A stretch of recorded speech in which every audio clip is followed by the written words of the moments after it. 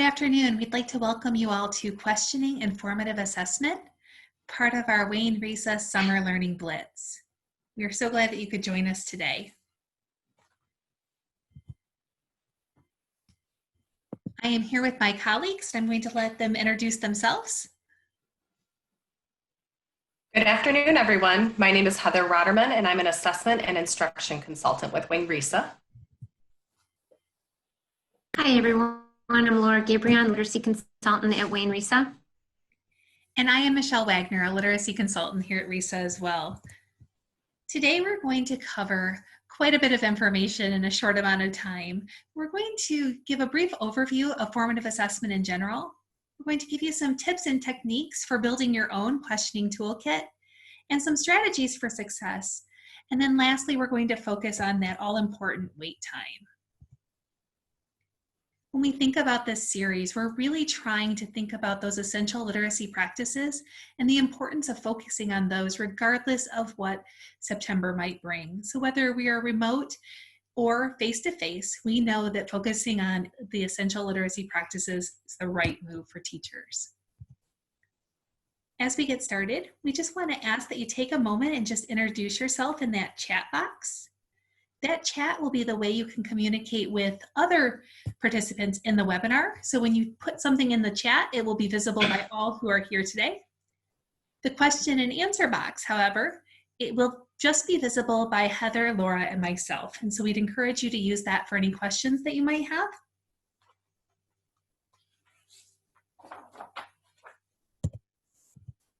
One other piece that we would like to mention is we do have a Summer Blitz reflection guide.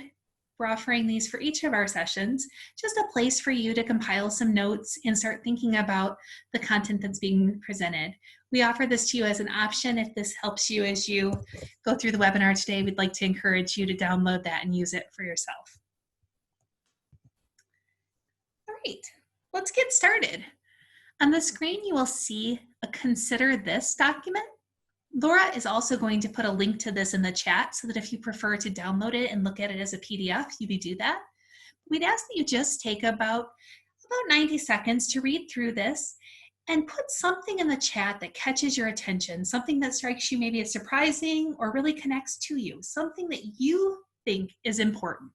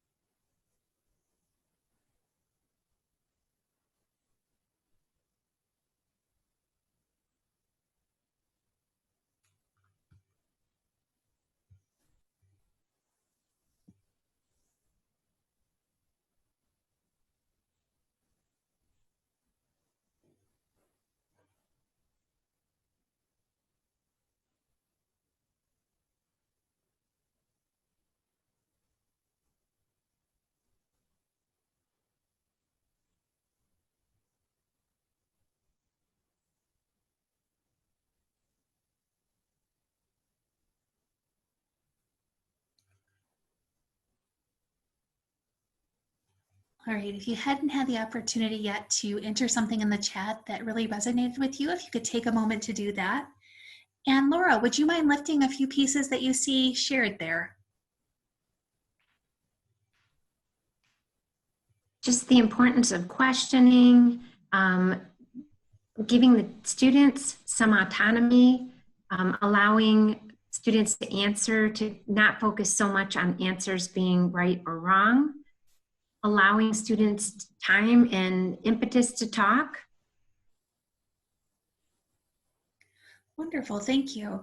So as we think of this document and the power of just presenting information, a lot of information in a very concise fashion, sometimes it's helpful for teachers rather than to see 30 different slides with all of this information laid out, if we can give it to them in a visual way. And so that's what that PDF is for, is just to present this information in just a different way so that it's a little bit easier to digest. So we give that to you in hopes that you are able to use it as well.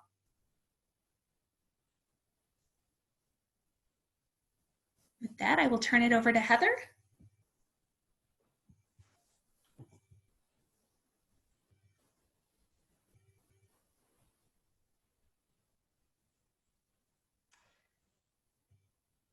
So when we think about questioning, we often don't pair it as part of the formative assessment process.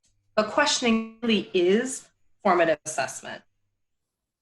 But not all questions are created equal. Teachers ask questions for a variety of reasons. They ask to check for understanding, to foster engagement, to stimulate critical thinking, to fuel student curiosity, to encourage discussion, and lastly, and most importantly, to collect evidence of student learning. This is a really nice definition of formative assessment that was developed by the Council of Chief State School Officers and is used by the Michigan Department of Education as well as the FAME project through Michigan Department of Education. As we think about our current questioning and student talk practices, consider how it is a part of the formative assessment process. Remember that formative assessment is a planned ongoing process that is used by both teachers and students.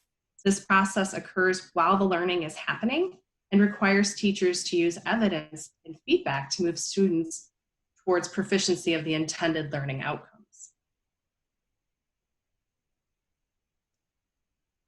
Questioning is really a strategy that teachers can use to elicit and engage student thinking, and different questioning techniques can provide evidence of student understanding while that learning takes place.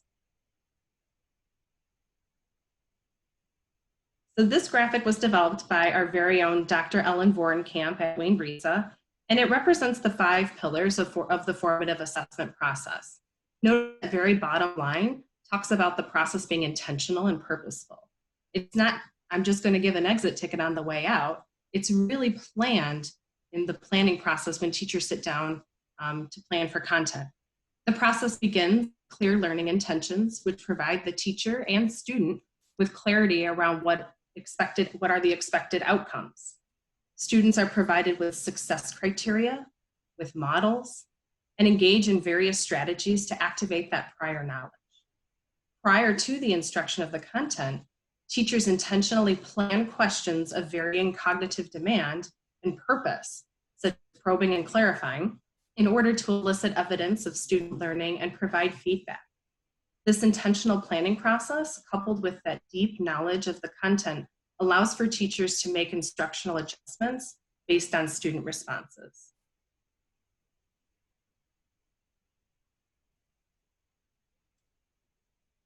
The pre-planning of the questions really helps teachers to see where they spend most of their time in terms of cognitive demand.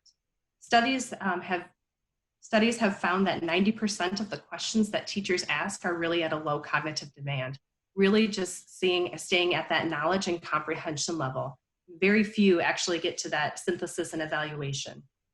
The intentional planning of questions allows teachers to really hone in on the purpose and timing of the question.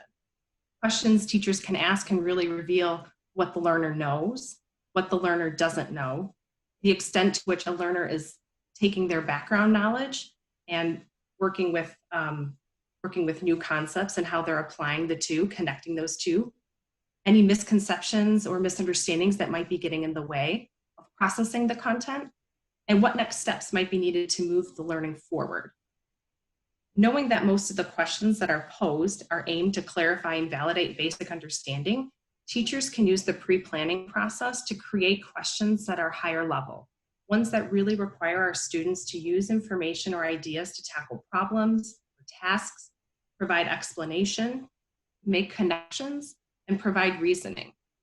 This is the hinge point of questioning as part of the formative assessment process, and it is really only impactful on learning if the teacher is listening to the student responses, but then also responds in some way or makes some shift to instruction.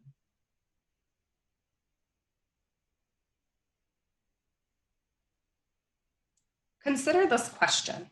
Do you like ice cream? Now consider this question. What is your favorite flavor of ice cream and why? Notice how the two are different questions. The first question required a yes or no response. The second question required the answer to be formulated with an answer like, I like birthday cake flavored ice cream and this is why I like it. Asking questions is really the most powerful tool that teachers have in our toolkits. If teachers ask the right question at the right time and to the right audience, whether it be whole group, small group, or individual, this can really inspire students to take their learning to a whole new level. Questions can motivate student learning and curiosity. They can foster and stimulate that critical thinking that we know is key for success in college or career. Assess student learning, but it can also be a catalyst for good classroom discussion.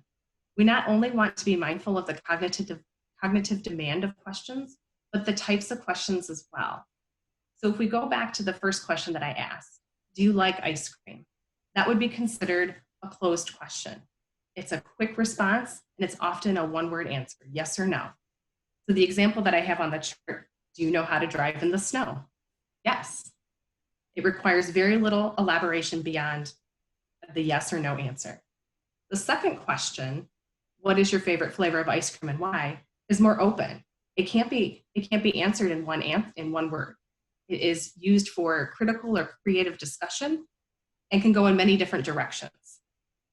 And an example of an open question a teacher might ask a student is, why did you select that text to read? The student would have to elaborate and provide many details into why they selected that text.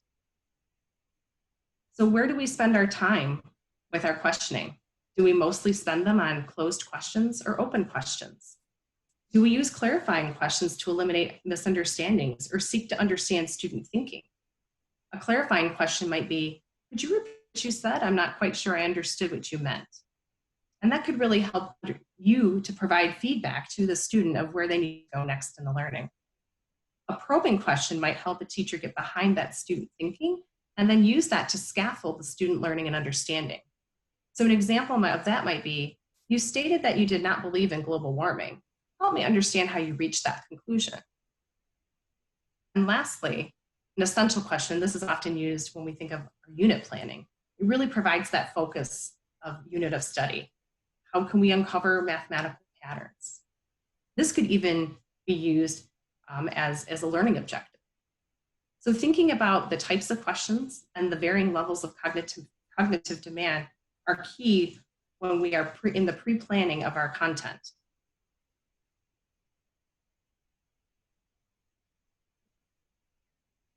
These are some question stems that I created based on the various levels of cognitive demand ranging from knowledge to evaluation.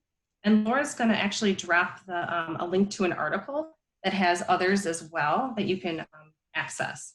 They are certainly way more than what I have listed, but these stems might be helpful when you begin to sit down and pre-plan the questions when you're planning for instruction.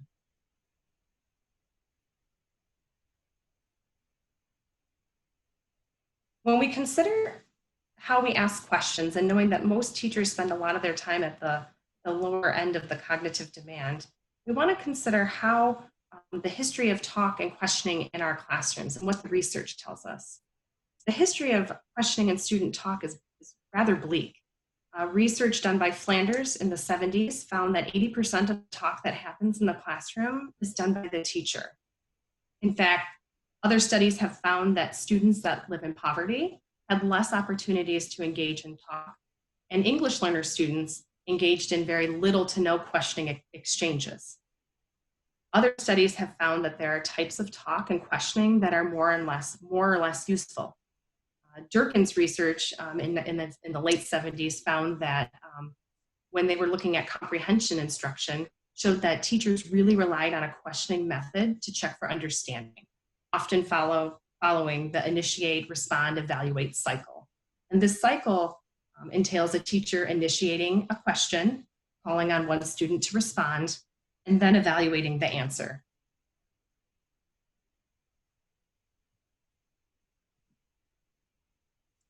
This IRE questioning cycle can be problematic in the classroom, though. The cycle generally involves the teacher interacting with just one student. The student may give a one-word answer, which means that the student did not have to utilize critical thinking skills or even answer in a complete sentence. The other issue that arises is, what are the other students doing while the teacher engages with one student? Other students in the class could become disengaged, leading to behavior issues. as they don't have an opportunity to think or to talk. When teachers pose questions as a means of collecting evidence, the initiate, respond, evaluate cycle only gives the teacher insight into the level of understanding for one student. This makes using the evidence and the answers as evidence of student learning difficult, as the entire class is essentially left out of the process. How can a teacher shift their instruction if they don't know where the other students are at in their understanding? Teachers that utilize a variety of questioning strategies as part of their practice do so to deliver the content and gather information about student understanding. This means that the teacher is really intentional with the purpose of the question, with the timing, how it's delivered, the tone of the question, and who is involved in that questioning exchange. Is it with a small group of students? Is it with the whole group of students? Or is it done on an individual basis? This questioning process can often lead to fruitful discussion, which is what we want, because this gives our students opportunity to practice and apply their learning. It also allows students to deepen their own understanding because they're able to build and share ideas from other students.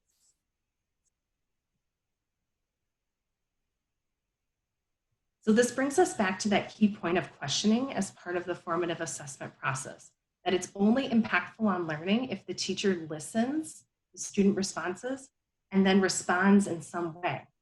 Teachers can respond to students by clarifying the learning target or success criteria, and this would be where feedback would be really helpful. Teachers and students need to have a clear idea of what success looks like. Students are more likely to accept the feedback if they know what the end goal is. The second piece could be to vary the type of feedback. Feedback should help students answer 3 questions. They should be able to answer, where am I going? How am I going? So what progress am I making to get there? And where do I need to go next? By keeping these questions in mind and providing feedback, actionable feedback, based on the learner needs, teachers can ensure that their feedback is robust and meaningful for students. And the last piece, which is really key to moving students forward in their learning, is we need to teach our students listening skills.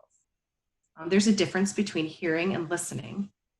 True listening really requires attending to the message, not just looking like one understands what one is saying, but really listening. And there are 2 conditions that really help cultivate a student's capacity to listen to feedback. The first one is structured feedback should occur regularly. And to make students aware of the role of feedback plays in the learning, teachers need to schedule formal feedback sessions. And this can be on one-on-one conferencing. It can be short and quick. The second is we really need to teach students how to paraphrase the feedback they receive so that they understand it. This can occur regularly as a part of the informal feedback conversations that teachers have with students. So an example might be after giving a student feedback about a piece of work, you might want to ask the student to repeat what you just said in his or her own words so that they can confirm that they understand where to go next.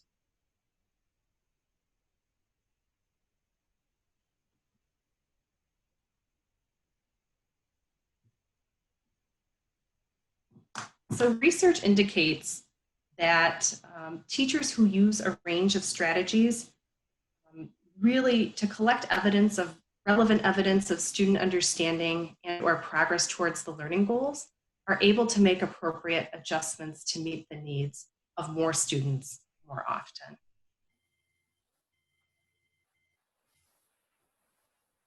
So with that said, we'd like to go over just a few of these high leverage strategies that we hope you can use in your own classroom. For example, icebreakers. If you're anything like me, these icebreakers aren't always fun for me. But the more I learn about them, the more I see that they're grounded in research. And what I mean by that is icebreakers provide that low stake opportunity for all voices to be heard. So just like the example Heather gave earlier of our favorite kind of ice cream and why, while there's no real reason for that to be an important question, it starts a conversation. It gives me a little bit more information about somebody that I'm working closely with, that I need to develop a positive relationship with. It gives me the opportunity to introduce myself, look for connections, look for ways that I am like or different from this person. And it gives us a chance to bring our voice into the room in a time when everyone has an answer. There's no right or wrong answer to that question. It's just an opportunity to share. There's also the the Think Ink Share, which provides students the opportunity to think on their own first, to write or reflect in written form, and then to share it out with a classmate or a small group. This type of activity is a great use of those breakout rooms within Zoom. If you don't have Zoom, if you're using something like Google Meet, even designing a list of pre-arranged rooms with a hyperdoc with links to each of those groups can provide students the opportunity to meet in those small groups. We would caution you, if you do it that way, that just to let parents know that you won't be monitoring each of the groups, because that may be important for them. Zaretta Hammond, author of Culturally Responsive Teaching and the Brain, reminds us that our ability to process, store, and use information dictates or determines whether we are able to do more complex thinking in the future. When I think about these opportunities to think, ink, share, we're asking students to do just that, to take those ideas, to think about them, to write them down and reflect, and then to actually explain our thinking to others, which gets us to those higher level thinking opportunities. There's also the Think, Pair, Share. This is very similar to what we just addressed, except in this you might not give students the opportunity to write after thinking. So they have an opportunity to reflect internally, and then they work with a partner to work through some of their thinking. So they're just talking one-on-one with that classmate or that partner before sharing with a larger group. Again, this is a great use of those Zoom breakout rooms. You can make it so convenient where you reconfigure the rooms so that there are 2 in each room, and then you can bring it back to like 5 in each room before coming to the whole group again. Another opportunity is for student-driven questions. We know that teachers tend to ask the most questions, but how much more can our students learn if we provide them with the opportunity to ask their own questions? When we ask students to generate questions around a topic, then they can collect those in a virtual whiteboard or in an actual space if you're in the classroom, like this giant sticky note or a bulletin board in your classroom can be used for this. But it gives students the chance to ask those questions and really guide where they go next in their learning. Another option, and I'm a big fan of this, especially for our young learners, is the idea of processing cards. So processing cards where students have a card that says, hey, I'm ready to share, and a card that says, maybe on the opposite side, I'm still thinking. So that students can hold up the card or just display the card that reflects what they are doing. It's very hard for a teacher to know what's going on internally, but this is one way where we're making that process a little bit more visible. And that way the teacher can be sure to give enough wait time and enough think time. When you're thinking about doing this virtually in a space like Google Meet or a Zoom meeting, you might have students give the thumbs up when they're ready to respond. So that way you can see visually when students are ready to share out. If you're interested in just a simple template for these think processing cards, Laura will put that in the chat for you. A whip around. Whip arounds are one of my favorite strategies, and they can be modified in many ways. For example, you might have a classroom where each student gives a one-word summary of the lesson or of the content that was just covered, so a word that resonates with them. And then without stopping, each child goes through the rows or the lines or the groups and just gives their word, their phrase, their sentence, their summary, with no explanation, no details, and no stopping between. It's okay if ideas are repeated. In fact, that can emphasize certain points. But you just whip around quickly so that we get every voice in the room to answer. A chat flurry. A chat flurry actually is for the remote learning. It's the remote learning version of a whip around. And it's similar to what we did earlier, where we gave you something to read and then we asked that everyone just respond in the chat with their response to that question. So this could be for any question. It could even be for an icebreaker where everyone's just entering in very quickly their ideas into the chat. So it's just a quick way to get lots of opinions. And this is also a great time to have a facilitator lift some of those comments for the whole group. So that could be a classmate, it could be a fellow teacher, it could be a teaching partner, or it could be the teacher, him or herself, just to lift some of those ideas. And if you see something that catches your attention, you'd like to lift that for the group, it's okay to call on that person as long as you've set up those expectations where you can call on a particular person to explain their idea in a little more detail. The stop and jot. I do this a lot where just in the middle of a lesson, you might ask students to stop and reflect on whatever it is that you're covering and just to jot some ideas down in their notebook. What that does is it helps bring to the front of their mind what's most important. And at the end of a lesson, that's really important because it's hard to memorize or remember everything that was said during a session. But if we can take those small opportunities just to remember the big buckets that we want to keep from that lesson, it's very important. Another idea is a quick draw. This is great for those students who might not yet have the writing skills to really summarize their thinking appropriately. Encouraging them to draw out what they're thinking allows them to start building those connections. When I think about this, I can't help but think about sketchnoting. And one of my favorite sketchnoting experts is Matt Miller from Ditch That Textbook. He's also a co-host on the Google Teacher podcast. Both of those I highly recommend. But he offers a lot of tips and tricks for sketchnoting and for teaching your students how to sketchnote. So we'll put a link into the chat there so that you can follow that a little more closely if you're interested in sketchnoting and helping your students with that. It just helps to make those connections for our students so that however they feel comfortable putting down information on paper, that they start processing that information. Lastly, we would encourage you to use a variety of tech tools to help with this as well. Things like Flipgrid, Jamboard, Mentimeter, Padlet, Google Forms, and even just the Zoom polls are great ways to ask questions or to encourage students to ask questions. But whatever questions you might be asking, the important thing is that you're not focused on the tool, but the question itself. We always want our students to ask themselves, how did I get here and where am I going next? In other words, what can I currently do and what do I need to do next to get me closer to that learning target?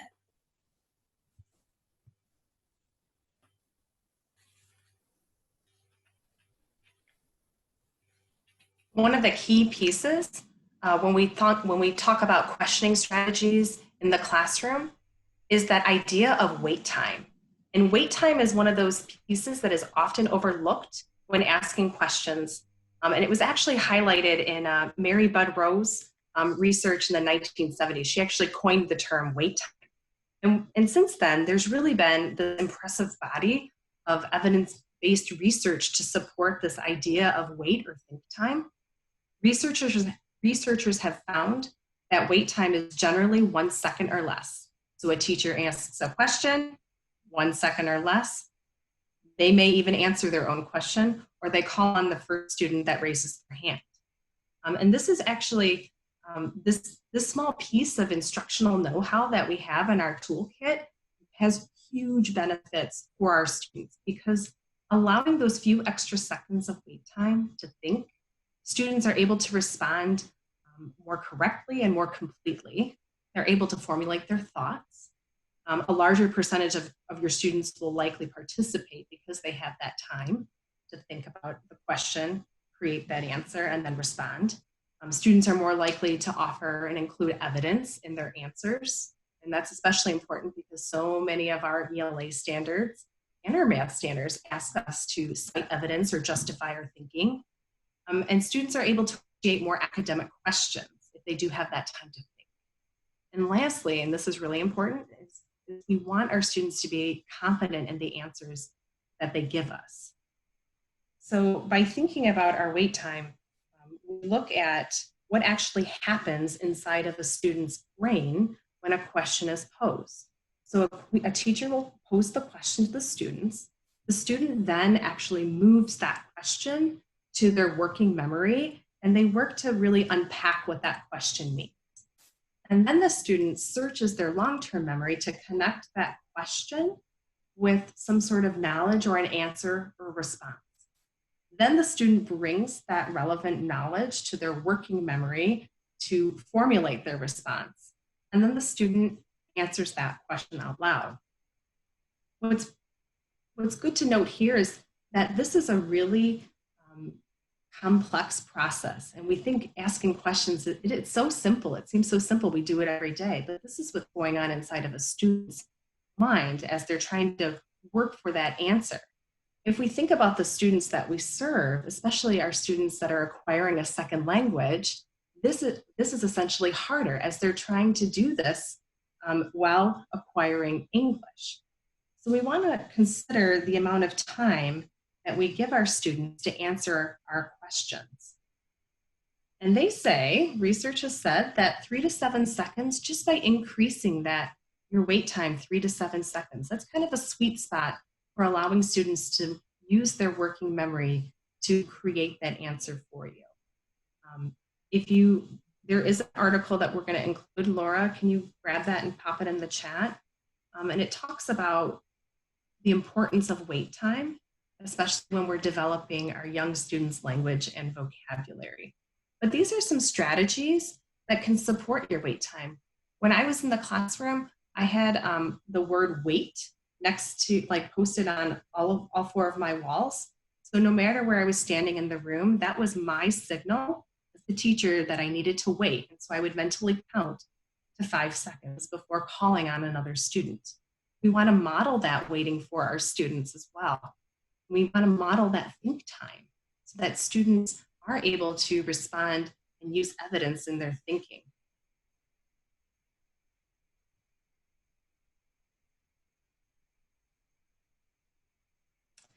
So some tips, and this is actually printable, and we can include this in the chat as well. Count to 3 after asking a question or before calling on a student to answer. Count to 3 after a student asks you a question, but before responding. Avoid immediately asking additional questions or making comments to fill the silence. And when we think of being in a remote setting, and even now, because I can't hear any of our participants, it is a little awkward to have that silence. But once you master wait time, it won't even be something that you notice anymore. Seek out chances to use that wait time so that you can model this practice for students. And sometimes when I'm in professional learning sessions and I ask a question of participants, I will explicitly say, I'm going to model some wait time. So I'm going to give you some time to think. And then lastly, let students know that you're working on increasing wait time after your questions. It's really important.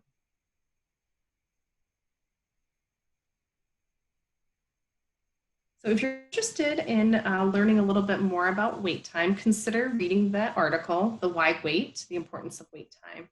But it's really, really a simple technique that we can use when we ask a question to really increase the quality of our student responses.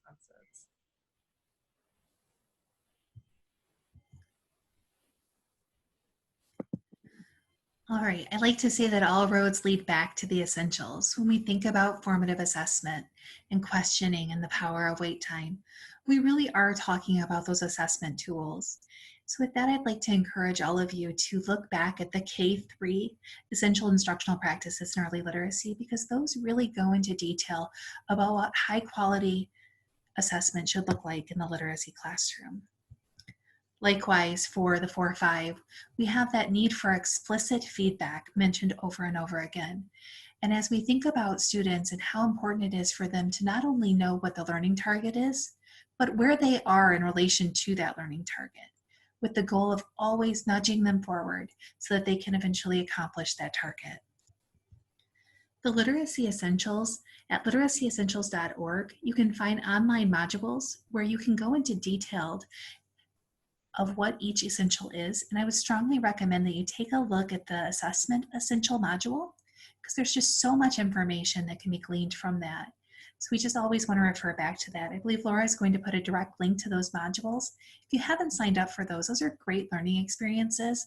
They're all free of charge for Michigan educators. There's sketches available, and you don't need to feel like you need to complete it all in one sitting or even at all. I like to go back over and over again and retake some of those just to remind myself of all the good information that's in there. So we highly recommend those. That brings us to the end of our session. We want to offer an opportunity just to hear any questions you might have, but also to receive your feedback. If you wouldn't mind sharing with us a little bit about how you felt about today's session, tinyurl.com/blitzresa will take you to a quick Google form where you can just provide us with a little bit of information about today's session. We would welcome your feedback. With that, if you have any questions, please go ahead and enter those into the question and answer or the chat box. And Laura, if you can let us know if there's anything that comes up. Sure, and if you would like the rest of the attendees to see any of your questions, select all panelists and attendees when you're responding in the chat.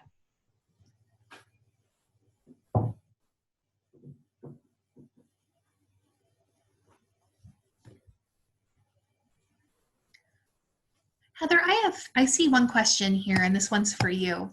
Should teachers be afraid to ask those lower level questions? Is that something we should avoid doing? Not at all. In fact, we should really be asking an array of questions, and you should vary the questions between your low and your high cognitive demand. So it's okay. There's a time and a place to ask those knowledge and comprehension questions, but we don't want to live there. We really want to build our questioning toolkit up so that we can ask those higher level questions so that kids can really utilize those critical thinking skills, especially knowing how complex our content standards are, what they need to know and be able to do.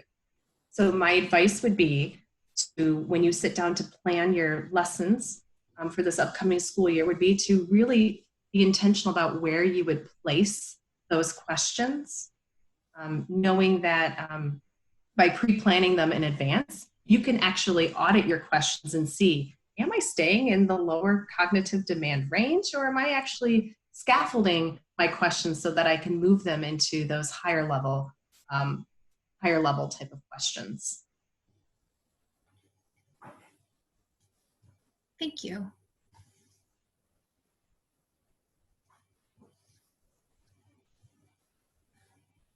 Laura, are there any other questions that we should lift?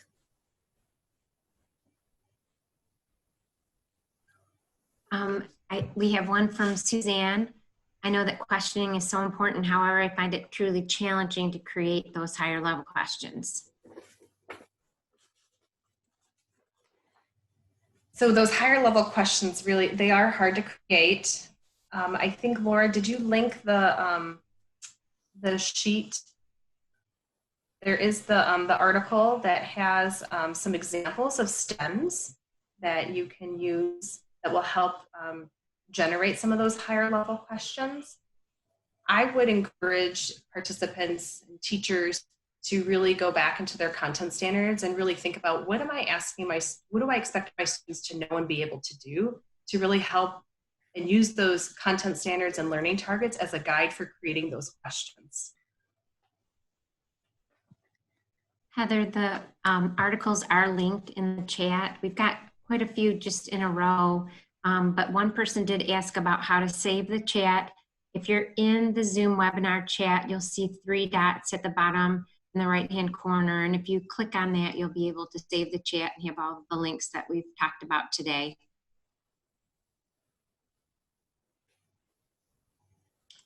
One idea we did want to share about the questions is, don't feel like you need to memorize all the different question stems.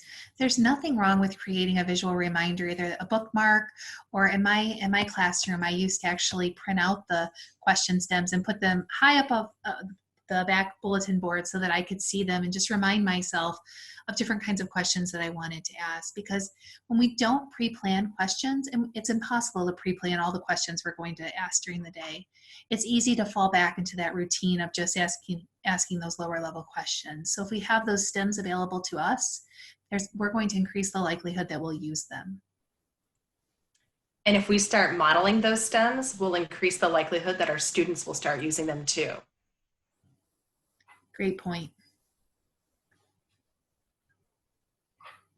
We have a comment from Steve. Higher level questioning gets easier the more you do them. Focus on your students formulating questions about what they feel, think, wonder, and wonder about as learners. Absolutely. And I would encourage teachers, if you are asking questions to gather evidence of student learning, you can also track that. You can have a sheet when you ask a question, and you can check off, yes, the student, yes, this is what I was expecting as an answer. The other piece too, you don't always have to have the answers to your questions. It's okay to pose a question and not have an answer to it, and allow students to generate those answers, or even say, let's go look that up. Let's go find out more about that. So that's okay too if you have a higher order question that you may not even know the answer to. But it does get easier the more you practice it. That's a great point, Heather, because modeling those questioning strategies and what someone does when they don't know the answer is so important for young learners to see us actually go through that process of, hey, I don't know the answer to that, but I have some tools that will help me figure that out. And I think that sometimes teachers feel like we have to have all of the answers, and that's just not the case.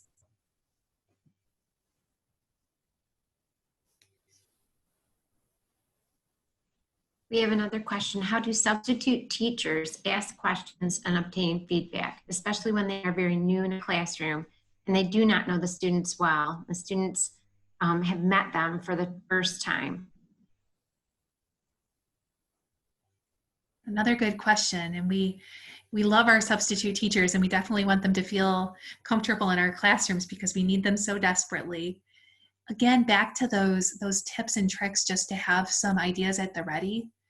Being prepared for how you might ask a question is really important. So being able just to have a few of those tricks in your toolbox, things like the chat flurry if you're doing remote learning, or the whip around if you're in person, the think, pair, share. Those ideas can be used over and over again in multiple contexts. Even if the substitute teaching plans don't include those, there's nothing wrong with including those on your own, especially if you notice that students maybe are becoming disengaged or aren't following the lesson as well as you might like them to. And then, as always, if you're going to be in that classroom over and over again, giving students the opportunity just to engage with you with a quick icebreaker. We don't want to spend our entire instructional time doing that, nor would I suggest doing that every single day in a regular classroom, or if you only have an hour of remote learning Zoom time.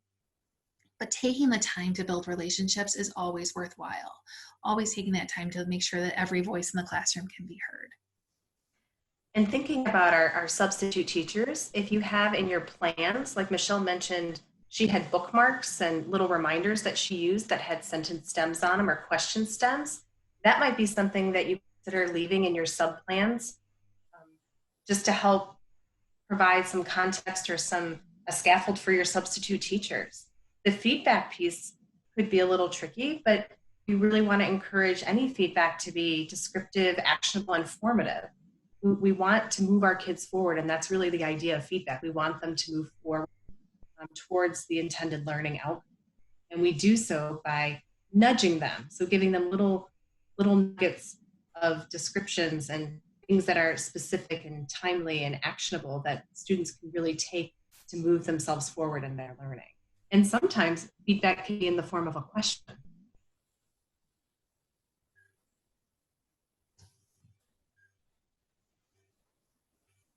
We had some problems saving the chat, so I'm going to throw a link to a Google Doc that has the chat saved for anybody who would like to look through the links and the articles that were mentioned. It's also a good time, if you were able to download the presentation at the beginning, we've tried to be purposeful in including all of the links right in there as well. So if you see a picture of an article or of a resource, if you click on that, that will take you to those resources. They're all hyperlinked for you just so that it's easy to find them. So with that, we would just like to thank you for coming today and learning alongside of us. We're so grateful to have this opportunity just to share a little bit about formative assessment and questioning with you. And we also want to invite those of you who might be interested in facilitating this sort of content in your own context to join us for a follow-up debrief session. So if you're interested in following of that follow-up debrief session, that's tinyurl.com/RISA85 is the shortcut to get there. It will take us about 2 minutes to navigate to that Zoom room. So if you go there right now, you'll have to log out of this session and you'll be put into a virtual waiting room. You'll be in that waiting room until we join you in just a moment. But we want to encourage you to go ahead and log in and we will see you there. And again, everyone is welcome. That's for anyone who thinks that they might like to facilitate this learning either in their own school or district. We're happy to share all of our resources and pieces with you. Thank you for joining us today.